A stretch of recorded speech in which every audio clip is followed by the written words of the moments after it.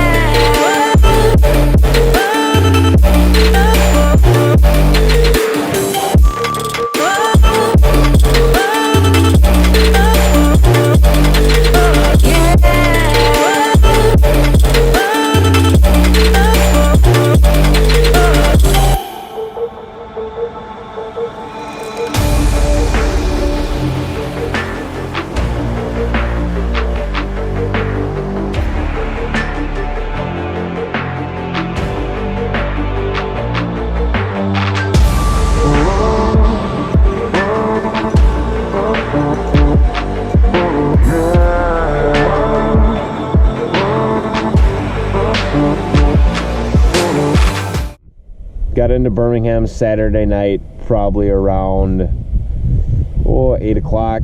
Got all settled in. Next day, went to the Classic Expo, talked to a bunch of people in the industry.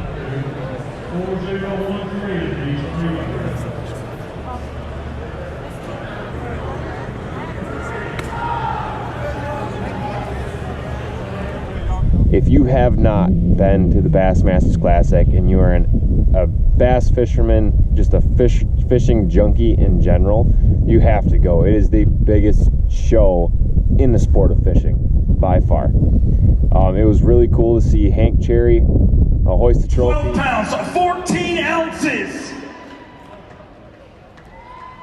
19 pounds, 8 ounces. 19.8, that was 65 pounds, 5 ounces.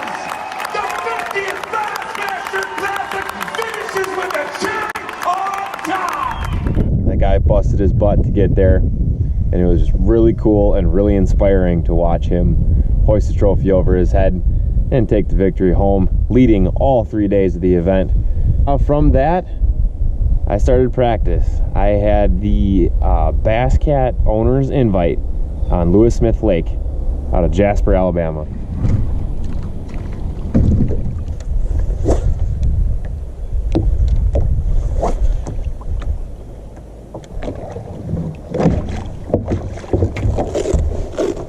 Just to break down a little bit of the lake itself, it is a very vast body of water with 3 distinct creek arms flowing into it, over 600 miles of shoreline, lots and lots and lots of water, and a lot of deep, clear water. And this year we were faced with a lot of rain, so high water. Water wasn't as clear as it normally is, but it was still fairly clear. I decided to concentrate almost all of my practice exclusively in Ryan's Creek.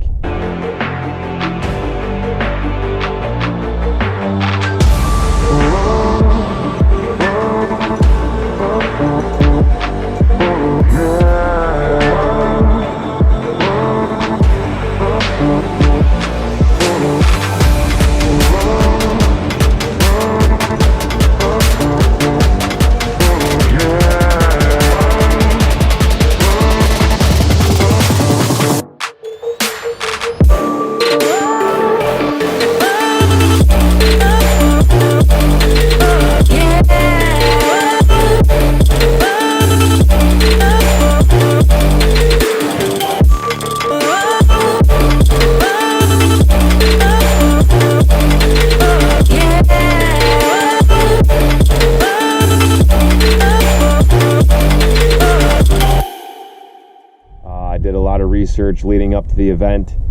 on basically any other event history that I could find. And there was a lot of events that were won in Ryan's Creek, so I decided that would be a good place to spend most of my time. It's a shallower creek than the other two, and I figured I'd go in there and catch some of the bigger largemouth that are in the lake. The lake is full of spotted bass, absolutely full of spotted bass. Being from Wisconsin, I do not get to fish for spotted bass, but they do relate kind of like a smallmouth, so I felt really comfortable trying to chase them. They follow a lot of food, but they do relate to cover at times too. So my partner Bruce explained it to me good. Like sometimes they're very nomadic, like a smallmouth chasing food, and other times they'll be sitting on a tree in the middle of a rocky bank, and you can flip a jig to them and get them to bite. So they're a good mix of both. But man, do they pull hard.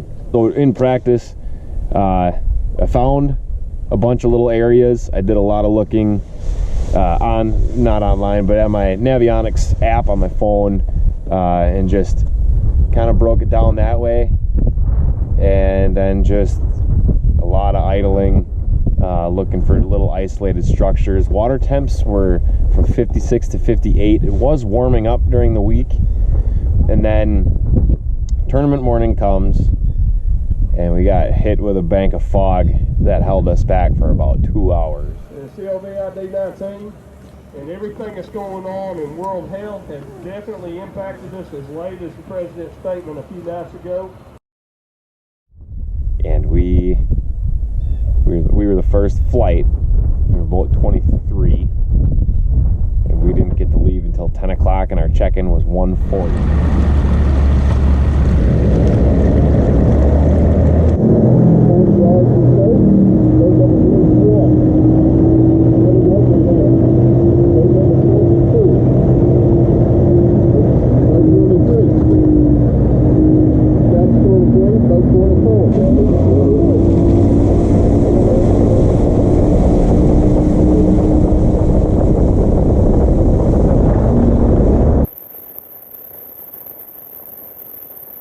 Yep. Oh! Never even got the hook. He doesn't feel big. Huh? He doesn't feel big. Hey, no. Second blue one. And we scrounged up one tiny little keeper spot for 1.75 pounds. At the end of the first day, that put us in 118th place out of 226. Kind of had a little bit of a powwow the night before day 2, and we just said, we're scrapping practice, getting rid of it. Because if we did the exact same thing that we did on the first day, we're not going anywhere. With not much to lose, we flipped a coin the morning of day 2 just to try and decide where we were going to go. Heads. So we headed up the North Branch. We hit a lot of the main river stuff, some deeper points with flat spots on the top, and we did not. I mean, we caught a lot of short ones, 8 to 10 inchers, not a lot of good. So we ran all the way up another tributary of that same creek arm, and it was all blown out. Everything was muddy. And on top of that, with 226 boats on the water, you're going to run into competitors everywhere. And it was a Saturday, so you have everyone else that's out there recreational fishing too. And there were just people everywhere up there, and I said, forget it. I made the run all the way back to the main lake and started heading up the west arm of the lake. And by that time, it was around 11:30 or noon. The sun started poking out. Wind started blowing a little bit. Worked our way back into this pocket that had a couple sunken islands. Still sticking to our plan of fishing offshore, and just wasn't working. Just couldn't get a bite, and everything we caught was tiny. And I saw a little bit of riprap up on the bank. And I'm like, you know what? I'm gonna pick up a square bill and I'm gonna go fish it. Well, I caught one short right away. I was like, okay, where we were in about 2 to 3 feet of water. I'm like, okay, that's new. And kind of working our way around that bank, and there was a danger buoy, and then there was another buoy. and I kind of had a stray cast. I mean, I meant to go right down the riprap, but the wind kind of took it, and I'm just bringing it back, and I got right next to that that danger buoy and locked up. 4-pound spot in the net, in the bottom of the boat. Me and Bruce are freaking out. I'm shaking because that's my biggest spotted bass that I've ever caught. Take the hooks out, put in the live well, make another cast, hooked up again, bringing in another spot about 2.5, 3 pounds. Put that one in the live well, get up on the front deck, make another cast, locked up again. 3 fish in the live well, and the last one was probably, it was the smallest of the 3, probably being 2 pounds, 1.5 pounds, 2 pounds, somewhere around there. We had 3 fish in the boat, kind of worked our way around the gentleman's dock that we were fishing around. Had a bite on a brush pile next to the dock, didn't hook up with them, kind of then just started meandering our way around there. And Bruce was hooking up, I was hooking up. That's the big ones. And there's the little ones. All spotted bass.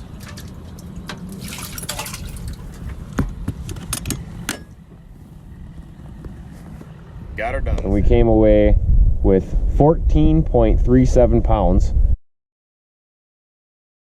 which turned out to be the second largest bag of the entire event out of the 226 boat field.